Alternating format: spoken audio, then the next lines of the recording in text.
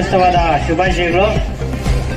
ವೇದಿಕೆ ಮೇಲೆ ಇರ್ತಕ್ಕಂಥ ಎಲ್ಲ ಹಿರಿಯರಿಗೂ, ವೇದಿಕೆ ಮುಂಭಾಗದಲ್ಲಿ ಇರ್ತಕ್ಕಂಥ ಎಲ್ಲ ನಮ್ಮ ಆತ್ಮೀಯ ಬಂಧುಗಳಿಗೂ ವಂದಿಸುತ್ತಾ, ಇವತ್ತು ಕನ್ನಡ ರಾಜ್ಯೋತ್ಸವವನ್ನು ಆಚರಿಸ್ತಾ ಇದೀವಿ. ಏನಕ್ಕೆ ಆಚರಿಸ್ತಾ ಇದೀವಿ?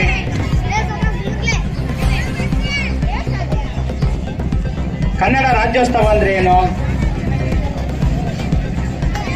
ಕರ್ನಾಟಕ ಏಕೀಕರಣವಾದಂತ ದಿನವನ್ನ ರಾಜ್ಯೋತ್ಸವ ಅಂತ ಆಚರಿಸ್ತಾ ಇದೀವಿ.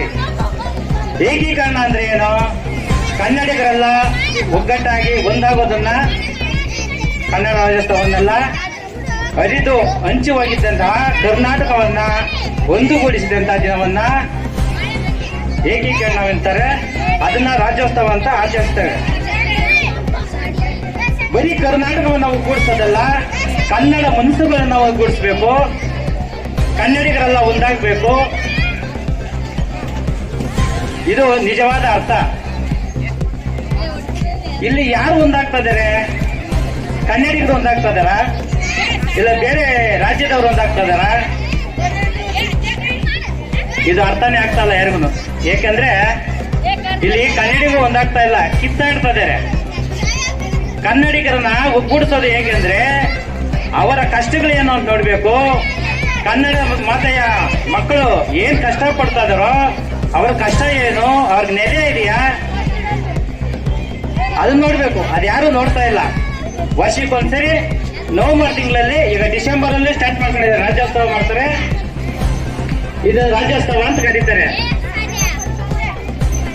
ನಾನು ಹೋದ್ ಬಾರಿ ಬಂದಾಗ ಕೂಡ ಹೇಳಿದ್ದೆ, ಬೆಂಗಳೂರಿನಲ್ಲಿ ನಮ್ಮ ಬಾಗಲಕೋಟೆ ಇರ್ಬೋದು, ಹುಬ್ಳಿ ಇರ್ಬೋದು, ಧಾರವಾಡ ಇರ್ಬೋದು, ಈ ಕಡೆ ಉತ್ತರ ಕನ್ನಡ ಕಡೆಯಿಂದ ಬಂದಂತಹ ಎಷ್ಟೋ ಜನಗಳು ಕಷ್ಟ ಬೀಳ್ತದನ್ನ ನಾವು ಕಣ್ಣಾರೆ ನೋಡ್ತಾನೆ ಇದ್ದೀವಿ. ನಮ್ ಕೈಲಾದಷ್ಟು ನಾವು ಕೆಲಸ ಮಾಡ್ತಾ ಇದ್ದೀವಿ. ಆದ್ರೆ ಈ ಭಾಗದ ಜನ ಯಾರೂ ಸ್ಪಂದಿಸ್ತಾ ಇಲ್ಲ, ಯಾರೊಬ್ರು ಸ್ಪಂದಿಸ್ತಾ ಇಲ್ಲ, ಯಾರು ಪ್ರಶ್ನೆ ಮಾಡ್ತಾ ಇಲ್ಲ. ಇಲ್ಲಿ ರಾಜಕಾರಣಿಗಳು ಓಟ್ ತಗೊಂತಾರೆ, ಸೀಟ್ ಕೂತ್ಕೊಂತಾರೆ, ಅವ್ರದ್ದೇನೋ ರಾಜಭಾರ ಮಾಡ್ಕೊಂಡು ಹೋಗ್ತಾ ಇದಾರೆ. ಇದನ್ನ ಕಷ್ಟನ ಯಾರು ಪರಿಹಾರ ಮಾಡ್ತಾ ಇಲ್ಲ. ನಾವು ಕೇಳ್ತಾ ಇರೋದು ಇಷ್ಟೇನೆ, ಈ ಕಡೆ ಕೆಲವೊಂದು ಕಂಪನಿಗಳು ಬರಬೇಕು, ಇಲ್ಲಿ ವಿದ್ಯಾವಂತರಿದ್ದಾರೆ, ನಿರುದ್ಯೋಗಿಗಳಿದ್ದಾರೆ, ಅವ್ರಿಗೆ ಕೆಲಸ ಕೊಡಬೇಕು.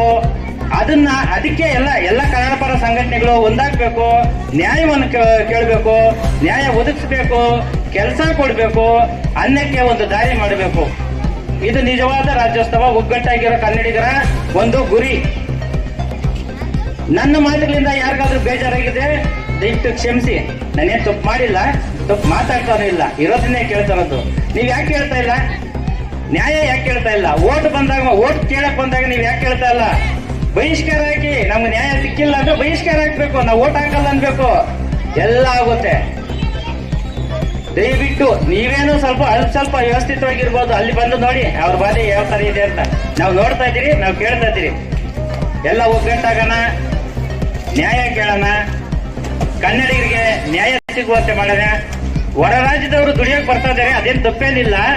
ಅವರಿಗೆ ನಮ್ಮ ಭಾಷೆಯನ್ನು ಕಲಿಸೋಣ, ನಮ್ಮ ಸಂಸ್ಕೃತಿಯನ್ನು ಕಲಿಸೋಣ, ಒಗ್ಗಟ್ಟಾಗಿ ಅವ್ರನ್ನೂ ನಮ್ಮ ಜೊತೆಗೆ ಹಾಕೊಂಡು ನಡೆಸೋಣ ಅಂತ ಹೇಳ್ತಾ ನಾನು 2 ಮಾತು ಮುಗಿಸ್ತೀನಿ. ಜೈ ಕರ್ನಾಟಕ, ಜೈ ಹಿಂದ್.